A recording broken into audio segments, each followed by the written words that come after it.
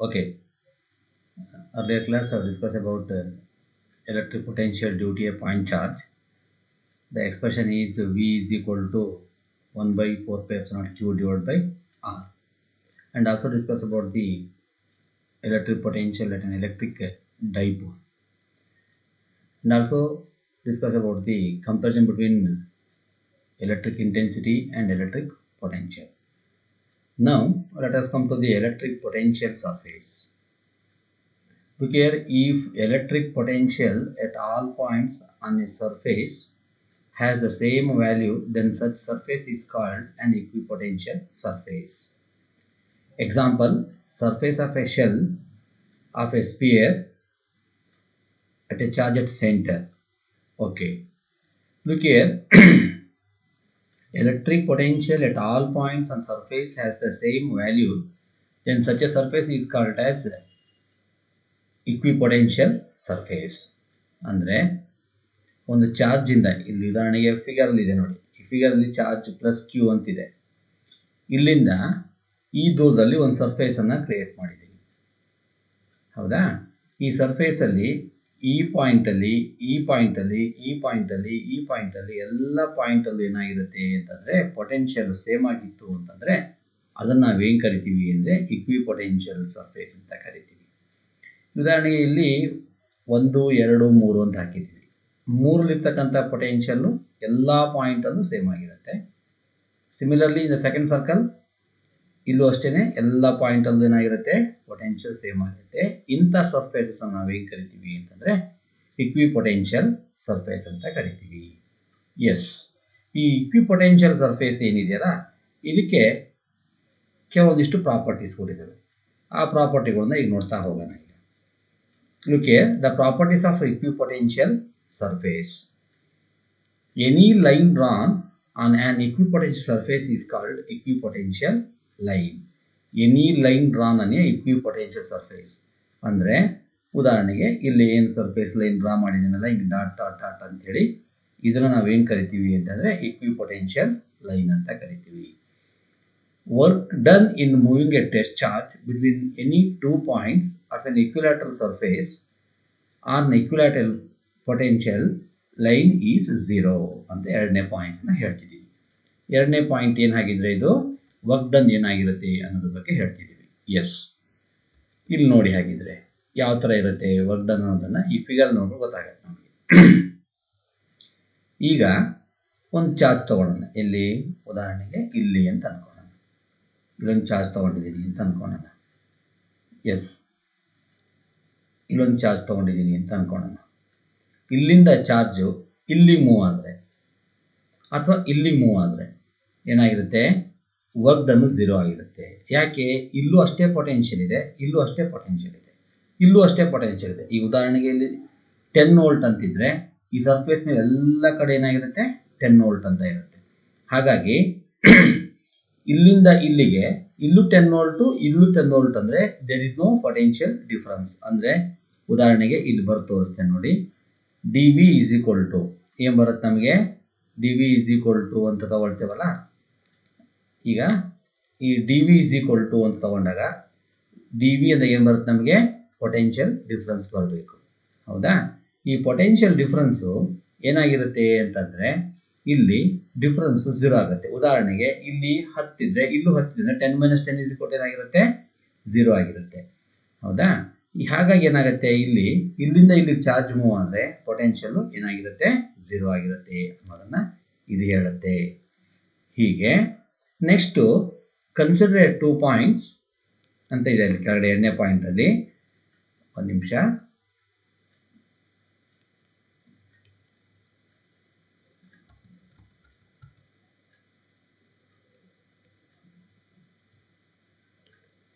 Okay.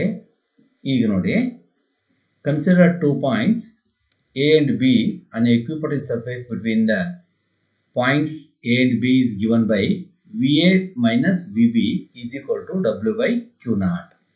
Since every point in the equipotential surface has the same value of potential, VA is equal to VB. Already ಇಲ್ಲಿ explain ಮಾಡಿದ್ದಾನೆ ನಿಮಗೆ. ಇಲ್ಲೇನು ಹೇಳುತ್ತೆ ಅಂತಂದರೆ, ಈಗ ಉದಾಹರಣೆಗೆ ಇಲ್ಲಿ ತಗೊಂಡ್ರೆ ನಾವು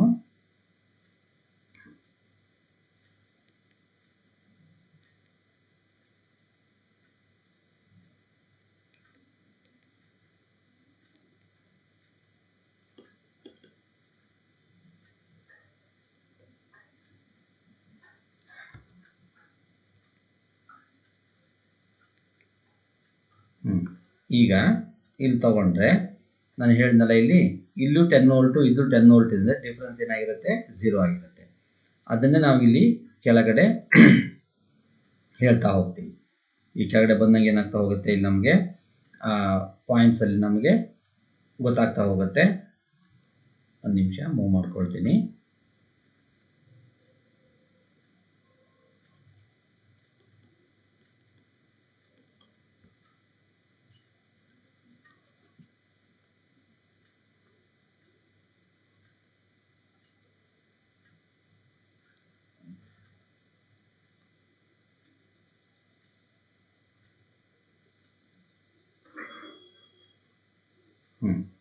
ಇಲ್ಲಿ V A minus V B is equal to W/Q0 ಅಂತಿದೆ.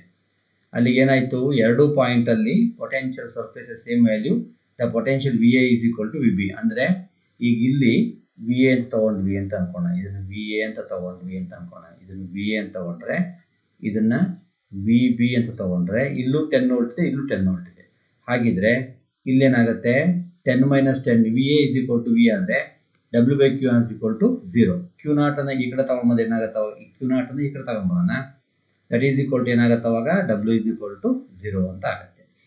Next, equipotential surface are perpendicular electric field lines ಅಂತ ಹೇಳಿದ್ವಿ. Equipotential surface are perpendicular to the electric field lines. ಉದಾಹರಣೆಗೆ ಇಲ್ಲೇ ಬರೋಣ ಫಿಗರ್ ಅಲ್ಲಿ ನೋಡಿ, ಈ ಲೈನ್ಸ್ ಅಲ್ಲಿ ಏನಾಗಿದ್ದಾವೆ, ಪರ್ಪೆಂಡಿಕ್ಯುಲರ್. ನೋಡಿ, ಈ ಪಾಯಿಂಟ್ ಇಂದ ಈ ಸರ್ಫೇಸ್ ಅಂತ ತಗೊಂಡ್ವಿ ಅಂತಂದ್ರೆ ಇದಕ್ಕೆ ಏನಾಗಿದೆ, ಪರ್ಪೆಂಡಿಕ್ಯುಲರ್ ಆಗಿದೆ. ಈ ಸರ್ಫೇಸಿಗೆ ಏನಾಗಿದೆ, ಪರ್ಪೆಂಡಿಕ್ಯುಲರ್ ಆಗಿದೆ. ಈ ಸರ್ಫೇಸಿಗೆ ಬಂದು ಏನಾಗಿದೆ, ಪರ್ಪೆಂಡಿಕ್ಯುಲರ್ ಆಗಿದೆ. ಯಾವಾಗಲೂ ಏನಾಗಿರುತ್ತೆ ಅಂದರೆ ಪರ್ಪೆಂಡಿಕ್ಯುಲರ್ ಆಗಿರುತ್ತೆ. ಪರ್ಪೆಂಡಿಕ್ಯುಲರ್ ಆಗೇ ಇರಬೇಕಾ ಎಲೆಕ್ಟ್ರಿಕ್ ಫೀಲ್ಡು?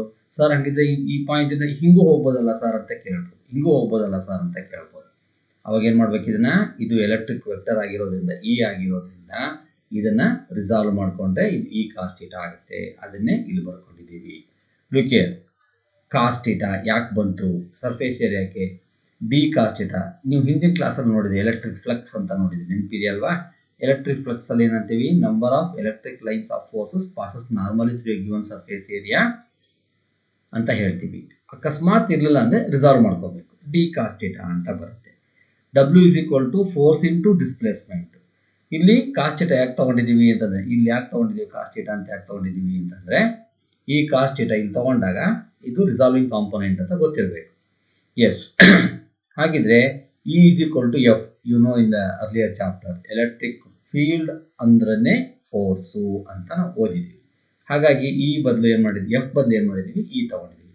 ಇಲ್ಲಿ ಸರ್ಫೇಸ್ ಏರಿಯಾ ಏನು ತೊಗೊಂಡಿದ್ದೀವಿ, ಡಿ ಎಸ್ ತೊಗೊಂಡಿದ್ದ. ಸಂಪೂರ್ಣ ಕಂಪ್ಲೀಟ್ ಸರ್ಫೇಸ್ ಏರಿಯಾ ತೊಗೊಂಡಿದ್ರೆ ಡಿ ಎಸ್ ತೊಗೊಂಡಿಲ್ಲ, S cos theta. S, suppose when theta is equal to 90 degree, ಯಾಕೆ ಸರ್ಫೇಸಿಗೆ ಪರ್ಪೆಂಡಿಕ್ಯುಲರ್ ಆಗಿ ಎಲೆಕ್ಟ್ರಿಕ್ ಲೈನ್ಸ್ ಆಫ್ ಫೋರ್ಸ್ ಹೋಗ್ತಾ ಇದರಿಂದ theta is equal to 90 degree ಅಂತ ಹೇಳ್ತೀವಿ. ಕಾಸ್ 90 ಇಸ್ ಈಕ್ವಲ್ ಟು ಏನಾಗುತ್ತೆ, 0 ಆಗಿರುತ್ತೆ ಅಲ್ವಾ?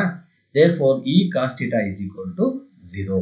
ಅದಕ್ಕೆ ಇದೇನಾಗುತ್ತೆ, ಥೀಟಾ ಇಸ್ ಈಕ್ವಲ್ ಟು 0 ಆಗಿದ್ದರಿಂದ ವರ್ಕ್ ಡನ್ ಏನಾಗಿರುತ್ತೆ ಅಂದರೆ 0 ಆಗುತ್ತೆ. Thus electric field is perpendicular to surface. ಇದು ಮೂಲಕ ಗೊತ್ತಾಗುತ್ತೆ ನಮಗೆ ಎಲೆಕ್ಟ್ರಿಕ್ ಫೀಲ್ಡ್ ಯಾವಾಗಲೂ ಪರ್ಪೆಂಡಿಕ್ಯುಲರ್ ಆಗಿರುತ್ತೆ ಅನ್ನೋದನ್ನ ನಾವು ಹೇಳ್ತೀವಿ.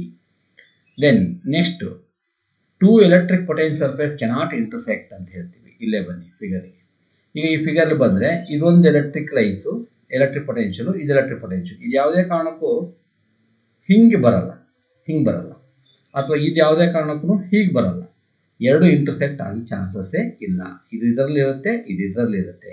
ಹಾಗೆ ಇಂಟರ್ಸೆಕ್ಟ್ ಆಯಿತು ಅಂದರೆ ಏನಾಗುತ್ತೆ ಅಂತಂದರೆ, ಇಲ್ಲಿ ಅಕಸ್ಮಾತ್ if two potential intersect, then at the point of the intersection there will be two values of the electric potential.